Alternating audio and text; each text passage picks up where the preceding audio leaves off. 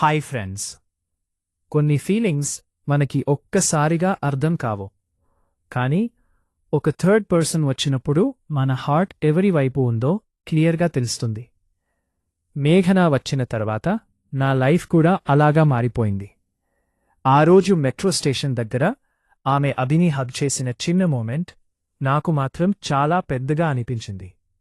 ఎందుకో ఆ సీన్ చూసిన తర్వాత నుంచి నా మైండ్ మొత్తం స్ట్రేంజ్గా మారిపోయింది. ముందు వరకు అభి నా బెస్ట్ ఫ్రెండ్ అంతే, కాని ఇప్పుడు అతను ఇంకొకరితో ఎక్కువ టైం స్పెండ్ చేస్తుంటే నా మూడ్ చేంజ్ అవుతుంది. అతను ఆన్లైన్లో ఉండి నాకు రిప్లై ఇవ్వకపోతే నేను అన్నెసెసరీలీ హర్ట్ అవుతున్నాను.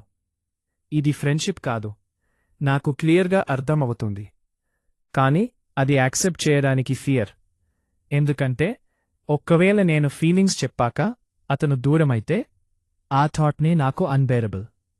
మేఘన చాలా బ్యూటిఫుల్, కాన్ఫిడెంట్, చాలా ఫ్రీగా మాట్లాడుతుంది.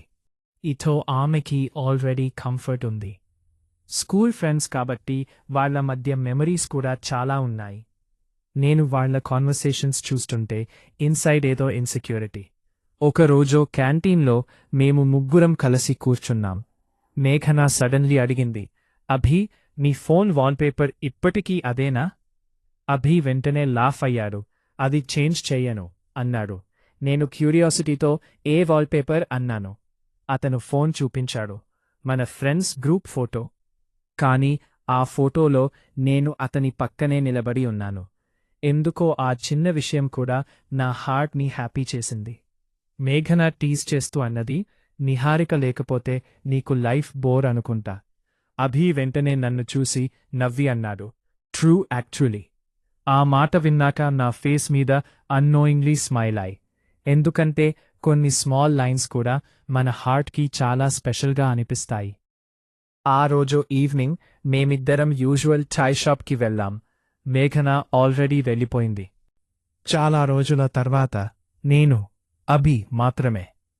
రెయిన్ స్మెల్, హాట్ చాయ్, ట్రాఫిక్ లైట్స్. అభి సడన్లీ అన్నాడు, నువ్వు ఈ మధ్య చాలా సైలెంట్ అయ్యావ్. నేను వెంటనే నథింగ్ అన్నాను. అతను స్మాల్ స్మైల్తో అన్నాడు, నువ్వు జెలస్ అవుతున్నావా? ఆ మాట విన్న వెంటనే నా హార్ట్ ఒక్కసారిగా ఫాస్ట్ అయ్యింది.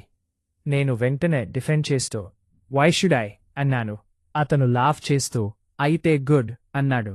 కాని అతని ఐజ్లో సంహావ్ టీజింగ్ కంటే ఎక్కువ ఫీలింగ్ కనిపించింది. ఆ రోజు ఇంటికి వచ్చాక నేను కంటిన్యూస్లీ అదే కాన్వర్సేషన్ గుర్తు చేసుకుంటున్నాను. అతను నిజంగానే అర్థం చేసుకున్నాడా లేక క్యాజువల్గా అన్నాడా తెలియదు, కాని నా హార్ట్ మాత్రం హోప్ క్రియేట్ చేయడం స్టార్ట్ చేసింది.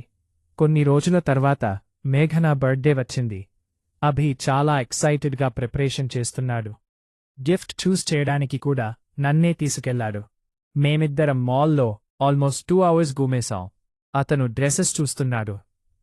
లో క్వయట్లీ వాక్ చేస్తున్నాను. సడన్లీ అతను ఒక బ్రేస్లెట్ తీసుకుని అడిగాడు, ఇది ఎలా ఉంది? నేను చూసి బాగుంది అన్నాను. అతను స్మైల్ చేసి, యాక్చువల్లీ ఇది నీకు ఎక్కువ సూట్ అవుతుంది అన్నాడు.